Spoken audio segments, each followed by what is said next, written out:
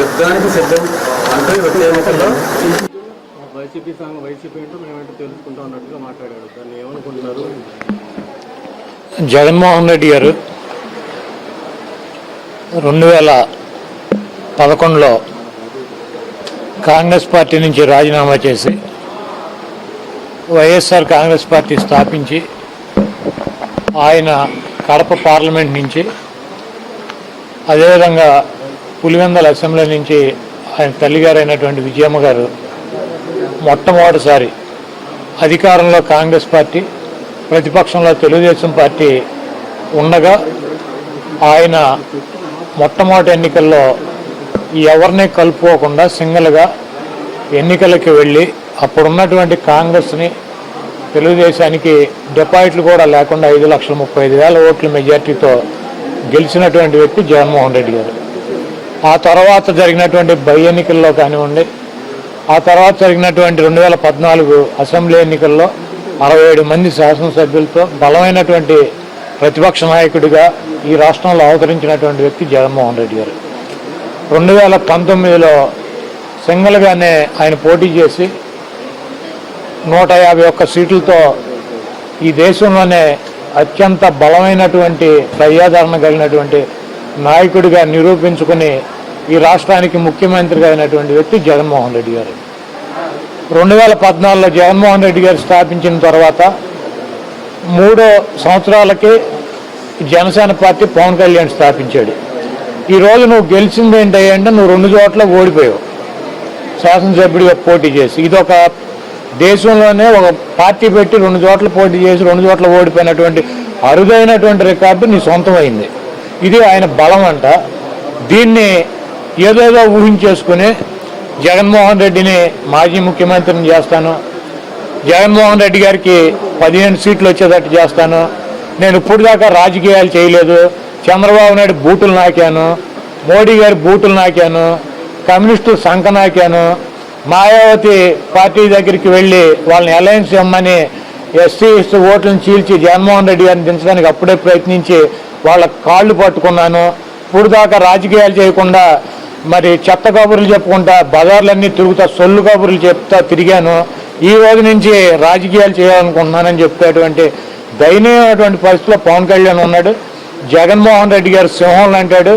2014లోనూ సింగిల్గానే పోటీ చేశాడు, 19లోనూ సింగిల్గానే పోటీ చేశాడు, పార్టీ పెట్టినప్పుడు కూడా సింగిల్గానే పోటీ చేశాడు.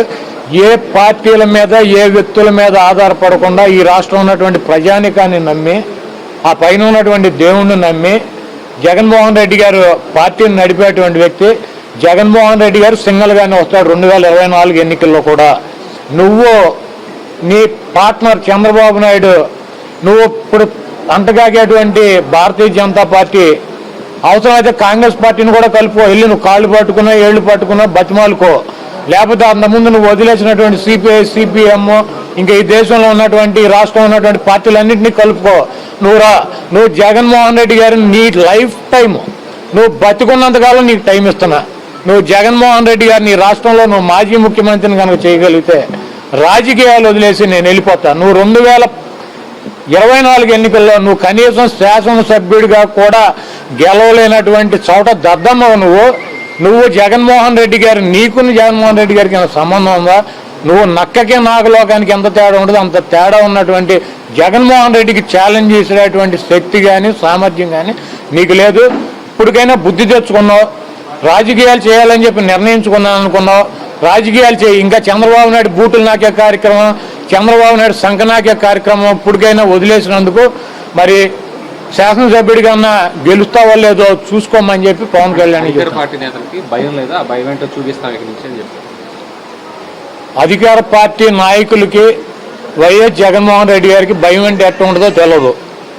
కాబట్టి ఆ రోజు దేశంలో అధికారంలో ఉన్నటువంటి సోనియా గాంధీని ఏకముక్క కింద తీసి పార్టీ స్థాపించి 16 నెలలు జైలు జీవితం అనుభవించి 12 అక్రమ కేసులు పెట్టుకుని సింగిల్గా ఒక్కడే సింహంలాగా పోరాడి ఈ రాష్ట్రంలో ముఖ్యమంత్రి అయినటువంటి జగన్మోహన్ రెడ్డి గారు సోనియా గాంధీకి, మోడీకి, ఇటువంటి వ్యక్తులకే బయటపడక 16 నెలలు జైలు శిక్ష అనుభవించి అనేక కేసులను ఎదుర్కొన్నటువంటి జగన్మోహన్ రెడ్డి గారు ఈ పవన్ కళ్యాణ్ ఏం భయం చూపిస్తాడు? సినిమా చూపిస్తాడండి, ఫ్లాప్ సినిమా తీసుకొని జగన్మోహన్ రెడ్డి గారు మాకు భయంకరంగా జానీ ఇంకోటి తీసి మాకు చూపిస్తాడా?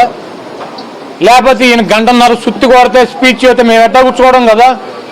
మా ముఖ్యమంత్రి గారు ఎట్టా కూర్చోవడం కదా? మాకు పని పాట ఉంది కదా, మరి మాకు ఎట్టా భయం కల్పిస్తాడు? ఈయన సొల్లు కబుర్లు మేమేమో, లేకపోతే ఈయన ఫ్లాప్ సినిమా, మటర్ ఫ్లాప్, జానీలు, బోనీలు ఇటువంటి పనికిమాలిన సినిమాలు మేము చూడం. మాకు ఎట్టా భయం కల్పిస్తాడు పవన్ కళ్యాణ్? ఆయన భయపడతాడు, ఆయన అభిమానులు భయపడతారు ఆయన సినిమాలు చూసి, ఈయన సొల్లు మాటలు చూసి. ఈయన ఏదో ఉద్ధరిస్తాడని చెప్పి ఆ టీవీ దగ్గర కూర్చుని చంద్రబాబు నాయుడు అప్పచెప్తాడు కదా స్క్రిప్ట్, ఆ స్క్రిప్ట్ ఇటు చదవలేదని చెప్పి దరిద్రుడు దరిద్రంగా చదివాడని చెప్పి ఈ స్క్రిప్ట్ కాదు చదవటంలో సన్నాసిని నమ్ముకున్నాను చంద్రబాబు నాయుడు భయపడతాడు. మేమైతే భయపడే ప్రసక్తి లేదు, ఎందుకంటే ఆయన సినిమాలు చూడడం, ఆయన స్పీచ్ చూడడం కాబట్టి మాకు భయపడే అవకాశం మాకు ఉండదు.